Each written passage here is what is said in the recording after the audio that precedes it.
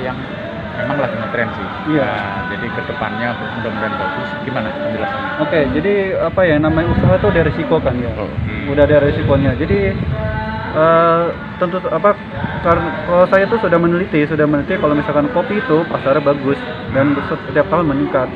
Nah, kalau misalkan menghadapi pandemi itu ada tantangan pengusaha di dunia. Jadi karena saya pengusaha, saya berani mengambil resiko itu untuk membuka Cafe Janda dan berharap Cafe Janda akan bermanfaat bagi negara dan bangsa. Apa sih yang melatar belakangi Mas tertarik bikin Cafe Coffee Janda ini? Nah, kalau misalkan latar belakangnya, saya gini, pertama saya adalah meneliti usaha yang lagi bagus apa sih, kan ada banyak usaha kan. Nah, usaha yang pertama yang saya lihat tuh kopi itu banyak peminatnya.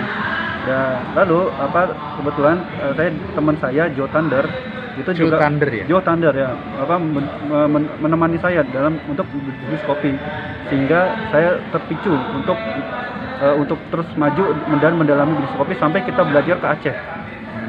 Ya, sampai kita belajar ke Aceh, dan setelah belajar ke Aceh kita buat rumusan kafe dan jadilah Cafe Janda. Dari semua kopi yang ada di Nusantara ini Mas, menurut Iya. Mas Arif nih, kopi apa yang paling menarik, yang paling gemar diminati sama warga, sama masyarakat? Wah, kalau saya nggak bisa jawab ya, karena lidah orang beda-beda. Lidah orang beda-beda. Kalau menurut saya semua kopi itu enak. Semua kopi punya penggemarnya sendiri kalau menurut saya. Lantas menu apa yang spesial di kafenya Mas Arif nih? Kalau di kafe saya kan kafe kopi kekinian ya, kopi susu. Di sini spesial adalah kopi gula aren. Kopi gula aren. Jadi kita kasih nama kopi janda. Apa artinya itu Mas? Itu apanya? Jaga. Janji hati Anda. Wih, Itu bukan janda ya, bukan janda ya, tapi JH strip Anda. Janji hati Anda. berarti ada filosofinya tuh Mas ya? Filosofinya tuh intinya kalau misalkan janji hati Anda. Jadi kalau misalkan datang ke kafe akan janji kembali lagi.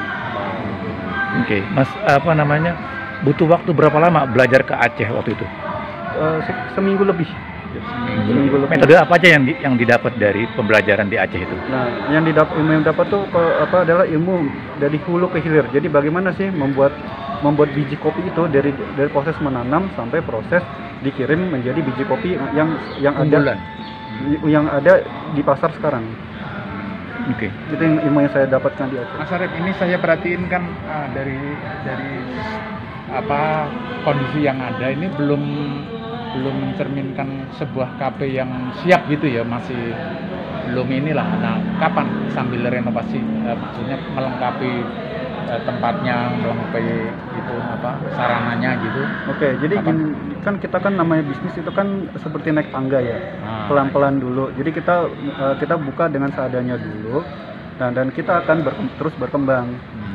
Jadi nanti pas kita jalan di bisnis, nanti kita akan merasa kurang apa. Nah, setelah kurang baru tambah lagi. Lalu nanti kan kita akan menjalankan, nanti pelanggan misalkan butuh sesuatu, misalkan kurang kipas angin, nanti tambahan kipas angin. Jadi seperti menapak tangga. Dijelasin tanggapan lo sebagai selebriti ini terhadap maraknya kafe-kafe terutama kopi kekinian. Kekinian. Awalnya memang ya, kalau saya melihat perkembangan warung-warung atau banyak kafe-kafe yang menawarkan kopi dengan beragam rasa dan juga tempat-tempat yang juga bersaing ya. Kalau saya lihat memang persaingan kafe kopi ini cukup ketat kalau menurut saya, karena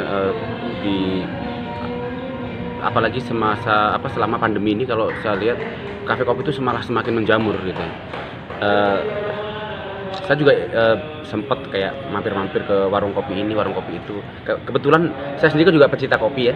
Jadi ya senang aja gitu. Pas saya nyobain ini yang Cafe Janda ini, saya penasaran dong, pengen lihat kok berani gitu buka dengan, ya ini kan udah menurut saya lumayan ya, bukan warung kopi pinggiran gitu. Karena ini udah, kalau ya yang ditawarkan sih menengah ke bawah. Cuman kalau saya lihat ini menengah ke atas pun masuk gitu loh. Artinya ya persaingannya mungkin akan semakin ketat gitu. Tapi kalau pas saya coba kemarin dalam beberapa meeting kan, kita juga menghadirkan barista yang cukup berganti-ganti nih, punya menu masing-masing. Dan saya lihat rasa yang ditawarkan bagus sih gitu. Karena misalnya dalam satu kali meeting saya minum beberapa kali ngopi nih. Saya mau nyoba yang ini dong gitu. Ternyata racikannya bagus gitu. Terus wih, ini mantap nih gitu. Tesnya Terus, beda ya? Beda. Jadi secara dari rasa itu beda lah pokoknya. Kalau pecinta kopi mungkin lebih tahu ya. Beberapa jam kemudian, Mas Uki mau nambah kopinya? Boleh, coba sini. Menunya punya menu apa lagi? Meeting kan kita juga menghadirkan barista yang cukup berganti-ganti nih, punya menu masing-masing. Dan saya lihat rasa yang ditawarkan bagus sih gitu. Karena misalnya dalam satu kali meeting saya minum beberapa kali ngopi nih. Saya mau nyoba yang ini dong gitu.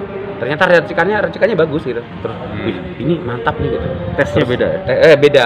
Jadi secara dari rasa itu beda lah pokoknya. Kalau pecinta kopi mungkin lebih tahu ya. Beberapa jam kemudian, Mas Uki mau nambah kopinya? Boleh, coba sini. Menunya punya menu apa lagi gitu. Coba saya yang tadi saya minum apa? Yang ini. Oke, saya mau yang ini, yang belum pernah saya minum. Ternyata punya beda rasa, tapi memang apa ya? Punya ciri khas sendiri-sendiri gitu loh. Dari beberapa menu yang ditawarkan itu, saya belum sempat berapa macam yang belum saya cobain ya. Hampir semua udah dicoba sih, tinggal dikit kayaknya beberapa doang. Karena memang banyak itu menunya. Jadi pilihannya banyak. Jadi untuk pecinta kopi, nggak ada salahnya lah nyobain di kafenya, memang enak.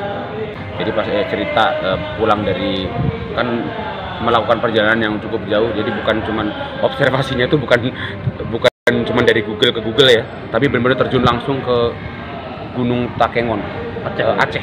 Takengon itu ya, di puncak gunung, ketinggian kalau nggak salah 1.800 gitu. Di situ ada apa kok bisa belajar kopi di situ? Jadi setiap daerah tuh punya ciri khas yang sendiri-sendiri rasanya gitu. Apalagi di ketinggian gunung mungkin dari karena dari datarannya apa gimana saya kurang tahu ya. Tapi di sana punya taste tersendiri kopi di Takengon itu gitu. Jadi ada beberapa kopi dari mungkin diambil dari Takengon, ada dari daerah lain juga. Nah, itu punya cerita khusus yang katanya tengah malam lah gitu. Di ketinggian puncak yang 1.800 mobilnya tiba-tiba mundur. Mundur sempat beberapa meter gitu ya. Kanan kirinya jurang. Tapi ya itulah Allah masih melindungi dan mereka selamat.